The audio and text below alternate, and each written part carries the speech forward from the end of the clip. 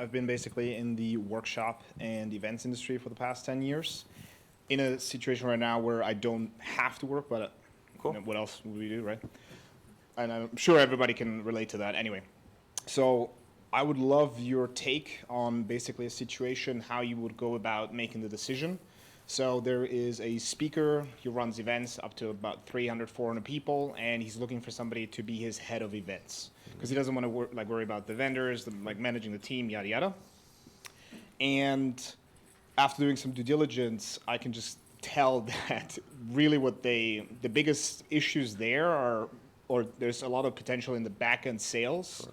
And he almost has no front-end marketing, and he actually does what you were just talking about. He does guest speaking at a lot of events, gets a lot of people in there, has no marketing, sure, right? But is doing relatively well. And so I mentioned that to him, and he's just like, well, why don't you just take care of those as well? So he's kind of like a high dominance, high influence type of guy, super charismatic, but not too many processes. And I'm not really looking to do that because I just figured out the part that I like the most is like the customer experience, making that awesome, right? So how do I communicate that to him or find somebody who's actually in a position where they have, let's say, sales, marketing, like really amazing, and they're just overwhelmed with like running events and they're looking for somebody to do that? Because I moved here from Europe 2 years ago, originally Swiss, and I did that with a company in Germany. They make like 5 million a month. Amazing. They publish their tax records, so similar to you, like very like, here are the facts. These are our tax records. Like, and I'm having a bit of trouble because I want to be an entrepreneur with somebody here, but who's legit, you know? Yeah. So I think it sounds like an outreach strategy for high value targets is the way to do it. It's kind of like the unscalable things we were just talking about because you're trying to find one unicorn, and that like this goes for literally anybody. Like if you have that, I think a month ago somebody was like, I just really want to close Amazon as a customer. So they were like, how do I do that? And I was like, okay, like here's your 3-step process to closing Amazon, right? Like you'll typically have to just work your way in through stakeholders. When like the bigger the company, the more you have to like have more champions internally, and those are usually easier to get in contact with, which I'm sure you're accustomed to. It sounds like this guy's probably not the guy that you want to work with. I mean, just from the diligence. Well, his content is amazing, and they are relatively successful. Like I think they could 3, 4, 5 exit. Yeah, but you don't want to work with him, from what you're saying. This is I would love to work in that position, but he's almost like, it feels like he wants me to do 4 different 80-hour works, like 80 hours a week jobs. Yeah. Have you said that to him? Yeah, but he's just like, no, I think you'll be fine. We can just do like small changes. We just do some. He laughs because he knows what I mean. So would you just say that, and if they don't see that, you're totally that guy, yes. Yeah. Like, we'll be fine. You'll be fine. You'll survive. But like, I feel like honestly, like I just look at like, okay, so actually, funny enough, I am hiring for a head of events, and so I'm thinking about like what I would say because people have come in and been like, I literally met with somebody and they were like, this sounds like it's like 4 roles, and I was like, oh, that's really good feedback. Okay, I will take that feedback, and then I will break it up into parts. And so I just think to myself like, what if you came and you said, this is the org chart that it needs to look like. Here's where I fit in with that org chart.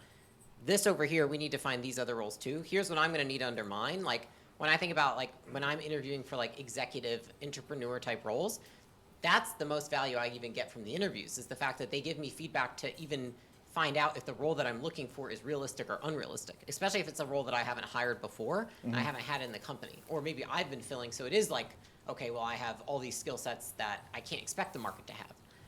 That's what I would do is I would go back to him with the org chart and I'd be like, this is what it needs to look like. Here's what's over here. Here's where I sit. Even if that means that that person that you're talking about with the front end doesn't report to you. Because I would say this, which is like, if you haven't managed that before, that side of it, and you haven't managed that kind of person before, there's a high likelihood that you struggle with that. And then that can taint anything you do on the other customer service side. Yeah, exactly. Because I want the expectations to be very clear, and because he asked for references, and a lot of them also said, because I ran like my own events for many years, and I'm familiar with sales and marketing. I understand that stuff. Otherwise, you can do it. But I don't. That's not my obsession, right? And so he's like, "But you're so good at it. Like, why don't you?"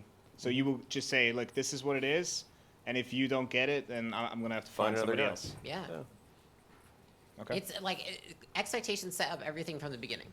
So if they're unclear in the beginning, or like, he's trying to spread you across like multiple initiatives. Also, just like somebody like that's speaking like that, like he's probably gonna expect you to come in like work miracles, and so it's also like, do you want to do that?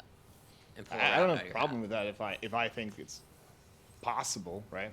And I We wouldn't call it and a I wanna miracle do otherwise. it.